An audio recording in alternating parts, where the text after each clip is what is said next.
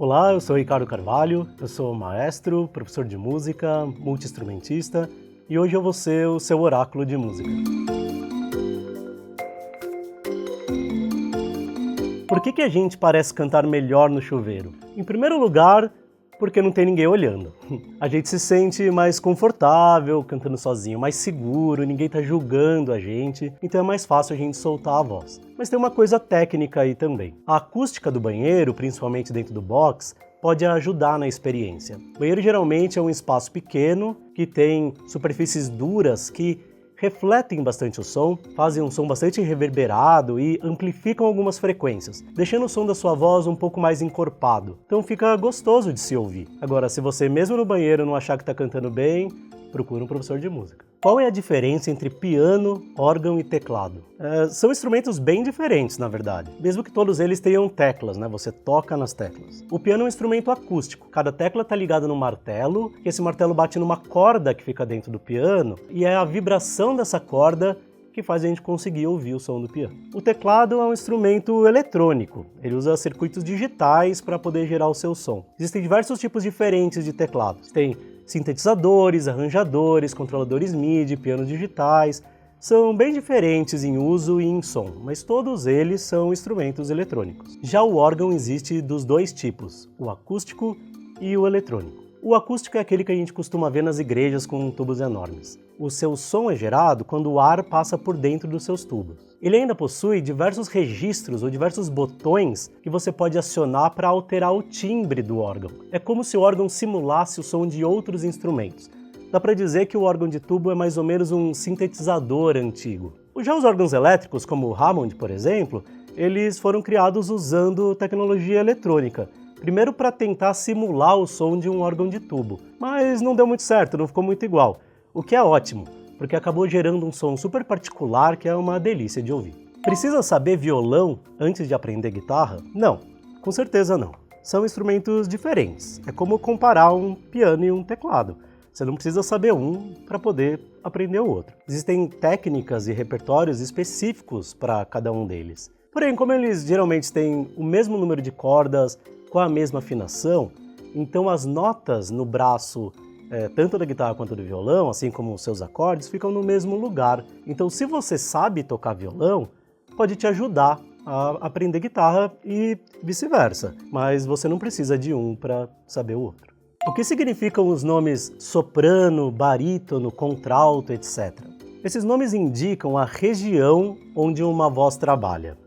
Mais ou menos de que nota até que nota que ela canta. Do mais grave para o mais agudo, a gente costuma dividir em baixo, barítono, tenor, contralto, mezzo-soprano ou meio-soprano e soprano. Essa nomenclatura que a gente usa para voz, com algumas adaptações, pode ser usada também para os instrumentos musicais de todas as famílias, mas principalmente para os instrumentos de sopro. Todo mundo já ouviu falar em sax soprano, sax alto, sax tenor.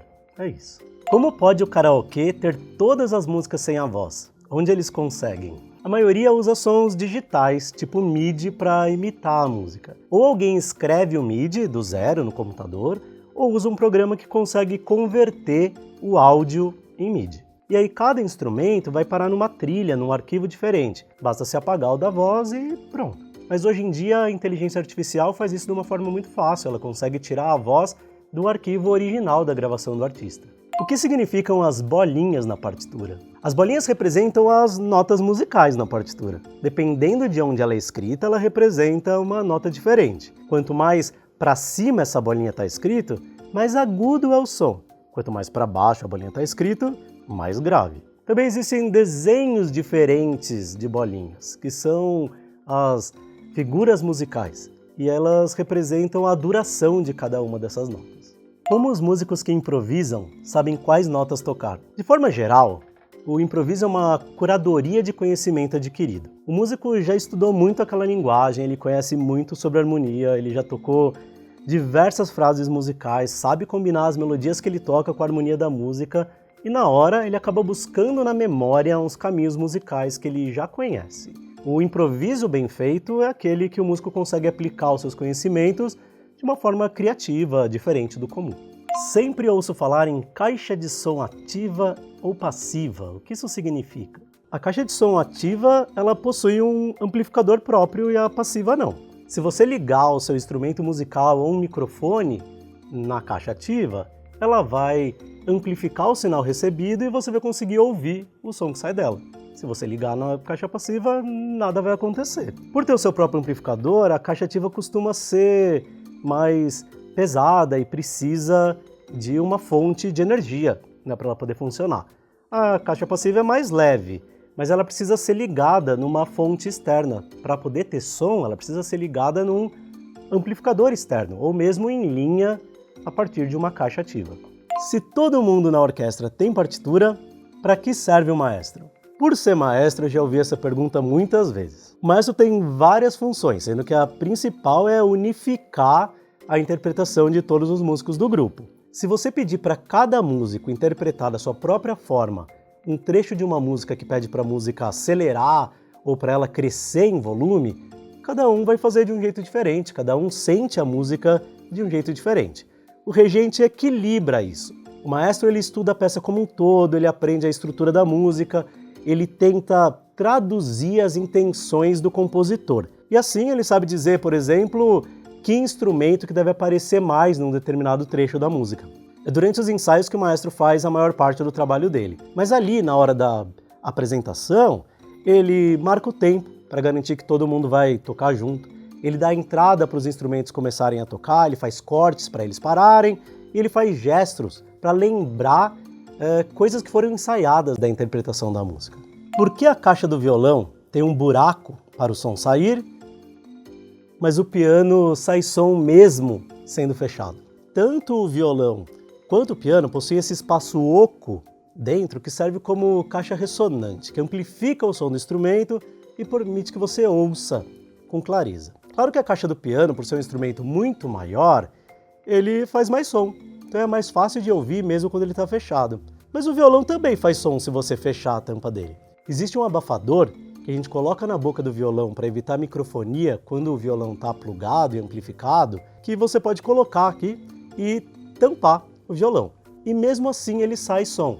É claro que sai com menos volume e que algumas frequências vão ficar prejudicadas. Mesmo o piano, quando você quer ouvir ele com um som mais claro, com mais volume, você abre a tampa dele. Por isso que quando você vai assistir um concerto de piano, sempre está aberta a tampa do piano. Ele sai som fechado, mas sai melhor aberto, assim como no violão. O que significam as bolinhas na partitura? É que eu escrevi a pergunta fora. Perdão. Vai entrar nos bloopers. Como os músicos que improvisam sabem quais notas tocar? Quem disse que eles sabem? É brincadeira. Se todo mundo na orquestra tem partitura, para que serve o maestro? Para nada.